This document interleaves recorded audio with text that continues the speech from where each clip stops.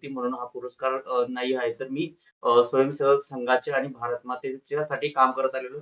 त्यामुळे मला हा पुरस्कार दिला गेला आहे. हे तेवढंच खरं आहे ना.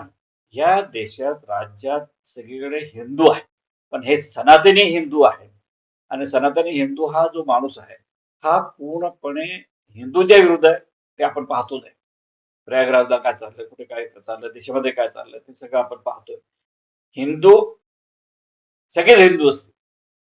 पण हे सनातनी हिंदू आहेत. ते कम्प्लिटली भाजप, RSS आणि याला मानणारा जो काही आहे ते तो म्हणतो ते खरं आहे ना. पण त्याचं सरकार आहे आणि सरकार असल्यामुळे त्याला तो पुरस्कार मिळालाय. आणि या देशामध्ये अजेंडाच असा आहे की RSS 100 वर्षाहून जास्त कालावधी आता झालाय आणि त्यांचा जो अजेंडा होता की आम्हाला या देशात आमचं देश आमच्या ताब्यात पाहिजे. त्यांनी एक म्हटलेलं आहे, RSSची शिकवण आहे, अगदी गोलवलकरांनीच म्हटलेलं आहे, दोनच लोकांना तुम्ही सक्षम करा, त्यांना व्यापार द्या, सगळं करा, आर्थिक व्यवहार त्यांना करू द्या आणि बाकी सगळ्यांना या देशातल्या प्रत्येक माणसाला भिकारी बनवा. आणि ते तसंच अजेंडा चालू आहे आणि त्यामुळेच ते पुरस्कार त्यांना देणार, कारण ते RSSचे कार्यकर्ते आहेत. RSSचे कार्यकर्ते असल्यामुळे RSSला ज्या पद्धतीने लाल किल्ल्यावर पंतप्रधान म्हणतात ना, मी RSSचा आहे. आणि पार्लिमेंटमध्ये म्हणतात मी अमित शहा म्हणतो मी RSSचा आहे. पंतप्रधान RSSचा आहे. त्यांच्या ताब्यात आहे. इथल्या जनतेने, देशातल्या जनतेने, राज्यातल्या जनतेने खऱ्या अर्थाने खूप विचार करण्याची गरज आहे.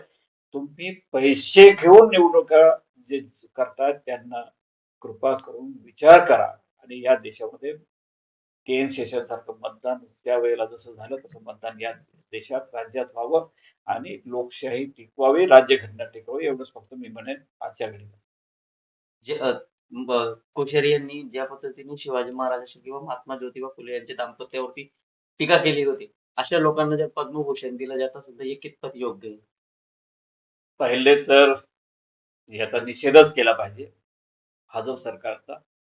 आणि एका बाजूने फक्त आदिवासींचं ते तुतारीला एक हे जो तारफा आहे त्याचं दिलं म्हणून त्याचं अभिनंदनही करेन, परंतु फार मोठ्या प्रमाणात RSSचं जे एक प्रकारचं अजेंडा आहे, तो RSSचा कोश्यारी जे आहेत ते RSS मधनं आलेला आहे.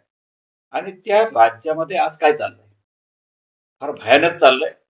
आणि अशा राज्यातल्या माणसाला एक प्रकारचं या देशामध्ये भाजपचं सरकार हे पूर्ण देशाला घातक आहे. म्हणून कोश्यारी सारख्या माणसाला पद्मभूषण असेल किंवा पद्मविभूषण आहे का काय ते त्यांनाच माहीत.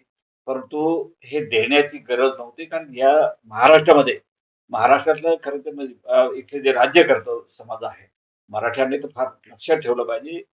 भाजपचं सरकार सुद्धा या राज्यात यायला नको इथपर्यंत त्या माणसाने घाण करून ठेवलेली असताना ह्या राज्याचे दैवत शिवाजी महाराजांचा अपमान करणं आणि ज्या स्त्रियांचं ह्या देशामध्ये सती जाण्यापासून तर सगळ्या ज्या वाईट प्रथा होत्या त्या प्रथा मानणाऱ्यांच्या विरुद्ध जाणारे जे फुल्यांचं जे दाम्पत्य आहे त्यांच्यावर काय काय वाक्य बोलले, काय काय शब्द बोलले, याचा निषेध म्हणून सगळ्यांनी आजच्या त्या पुरस्काराला निषेध करावा, सगळ्यांनी त्याला विरोध करावा, राज्याने विरोध करावा. आणि ह्याच मुद्द्यावर इथलं इलेक्शन व्हावं इथपर्यंत मला स्वतःला चीड येते. आणि हा माणूस राज्यघटनेला मानत नाही, राज्यघटनेच्या विरुद्ध आमचं सरकार घालवलं. तिथे फक्त चूक झाली आमच्या नेत्यांची, तेवढंच फक्त चूक झाली, सुप्रीम कोर्टाने सुद्धा निकाल चुकीचा दिला. आणि राज्यघटनेची पायमल्ली करणारा राज्यपाल या राज्यामध्ये येऊन गेला आणि तो कोश्यारी आहे. आणि त्याला आज पुरस्कार मिळत असताना मनोरे दुःख वाटतं. फार वाईट प्रतिक्रिया दिली पाहिजे इथपर्यंत आहे, परंतु काही शब्द काढता येत नाही, काही आपल्या याच्यात राहावं लागतं. परंतु निश्चितपणे याचा पूर्ण राज्याने आणि देशाने सुद्धा निषेध करावा. फुले आंबेडकरांचा अपमान करणारा, कुलदैव म्हणजे राज्याचं दैवत शिवाजी महाराजांचा अपमान करणारा त्याला का सहन करतात असा प्रश्न आहे. आणि या या राज्यामध्ये आदिवासींपासून सगळेच भाजपमध्ये जाण्याची हिंमत सुद्धा करू नये.